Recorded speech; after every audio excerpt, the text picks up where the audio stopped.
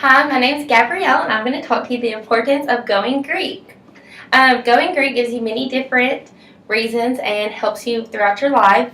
The number one is you learn leadership because when you're in a sorority or fraternity, you have the opportunities to be in be in an office, so you learn how to actually run an office, or you learn how to be over stuff because we have many different things where we have different people run, like we do strikeout arthritis.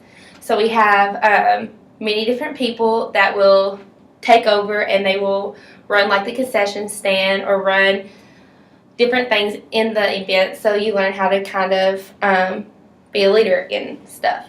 Another thing with going Greek is you have recruitment, and in recruitment you have a better understanding and you learn how to talk to people more.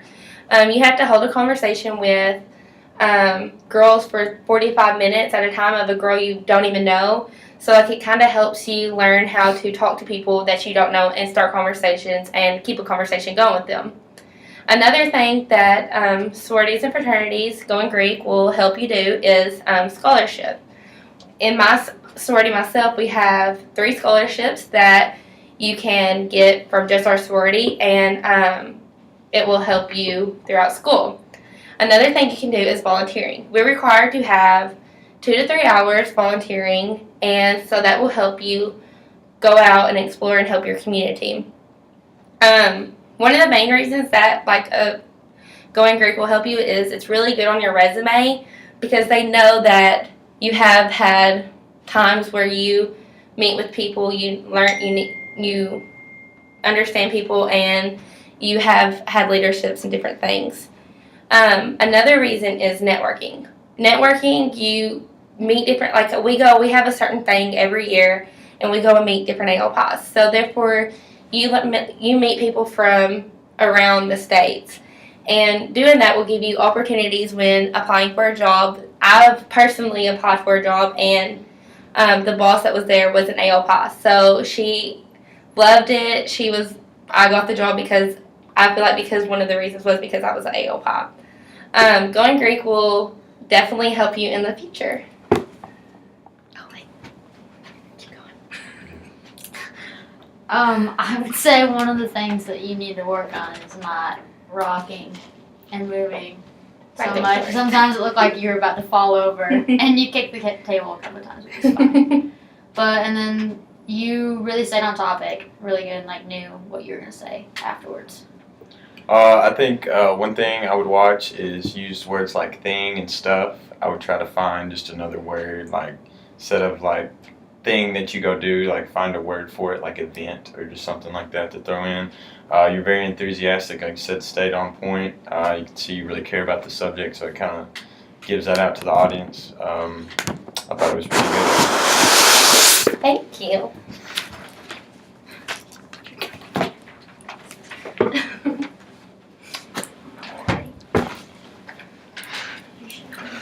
Alright, so I'm Jacqueline, and I'm going to talk to you about soccer. So the game of soccer is obviously played between 2 teams. Each team will have 11 players on the field at one time. There's many different formations that you can play, depending on your personnel and the style that you want to play. So the different positions in soccer are you have a goalie, and then depending on the formation will depend on how many defenders you have, midfielders you have, and forwards that you have. And then also depending on the age, you will depend on how long and how big the field is. So if you're playing like rec soccer, the halves will be like 10 minutes for 2 of them, or I know some will play 10-minute quarters and you'll have 4. High school is you play 40 minutes, 2 halves, and then when you get to college or the professionals, it is 45-minute halves. At the end of regulation, if you are tied, you will actually go into overtime, which can either be 10-minute overtime or 15, depending on the age again. And then after 2 overtimes, if it's still tied, depending on whether it's a tournament or just if the coaches decide, you can actually go into PKs, which PK stands for penalty kick. It's just a shot from 12 yards away. It's just you against the goalie. During the game, there's not really, like in basketball, there's not really fouls. You don't get fouled out. But depending on how bad you foul someone, you can actually get a yellow card, which is just a warning. If you get 2 yellow cards, you get a red. And the red card means you have to leave the field and you can't play the rest of the game, and you are suspended for the whole next game. I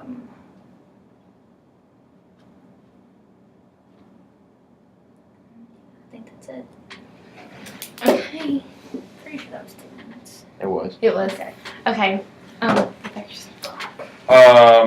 Let's see. I thought you were really you explained it very well. There's a couple things I guess you maybe might have left off, like I guess the scoring could end in a tie. Did you mention that? Yes. Okay. Maybe I missed that.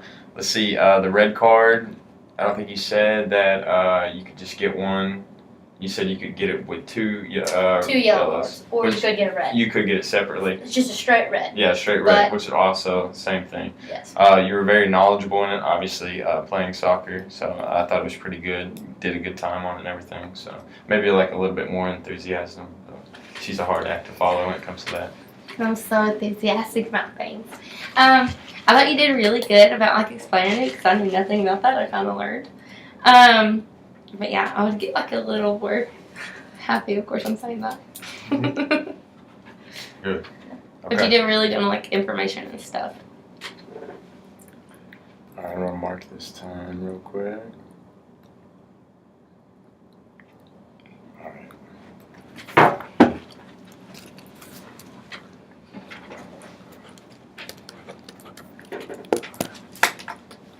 I'm going to talk about fantasy basketball, something my friends and I have done for about 4 or 5 years. That's a good way to keep in touch, something fun we all do, really love basketball. First you start with a draft. You got 13 rounds. You'll have 6 positions and 7 bench players. Your positions are a point guard, a shooting guard, 2 forwards, a center, and a utility, which can be any of those positions. You can draft a bench on any way you want. You can go big, small. You can have a mixture of all 3, just kind of a personal preference. The second is weekly matchups. Each team will go head-to-head with another. You have 11 categories that the scoring is based off of. It's a field goals made and field goals percentage, free throws made and free throws percentage, 3 points made, total points, rebounds, assists, steals, blocks, and turnovers.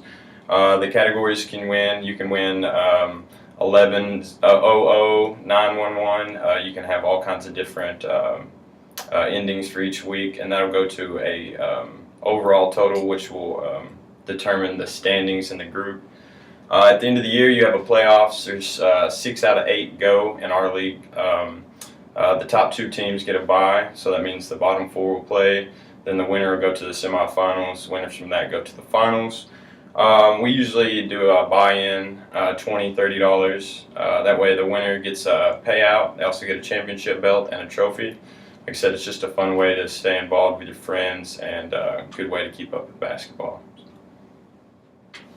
Can you make a picture again? Okay. Okay, I think you did really good on explaining that because like my friends play fantasy. Is this fantasy basketball? This is basketball. but I Fantasy did all basketball, of they them. do that too. Mhm. And like I never knew what it was, so like it was kind of cool, like actually knowing it because they told me they can't explain it. And the only thing that I would do different is like explain like what some of the things you're talking about because like whenever you say like I think you said something like 9-1 something. The You know what I'm talking about? categories, Yeah. yeah, Like I didn't know what those were, so like I think it'd be like good to like kind of explain what they are. more detail. So more detail of what they are, so Okay, people who don't know basketball or something can kind of understand. go into more Yeah. detail than those. Okay. Yeah, like she said, I know a lot of my friends do it and they talk about it, and I don't ever know what they're talking about. I don't know how it works, and you definitely told me how it works. But like kind of like she said, like I didn't understand like she said about the 911, like stuff like The that. weakling scoring. Yeah, I Okay. didn't understand any of that, so maybe just go into a little bit. Yeah, more I think detail, it'd be really good for people that know it, but like I was probably like that too because a lot of people don't know recruitment, so I don't know what I'm talking about. So Yeah. yeah, so I think like that's something too. I just thought of that. definitely did a good job. Cool. Yeah. Awesome. Which is awesome, y'all. As it's still videoing.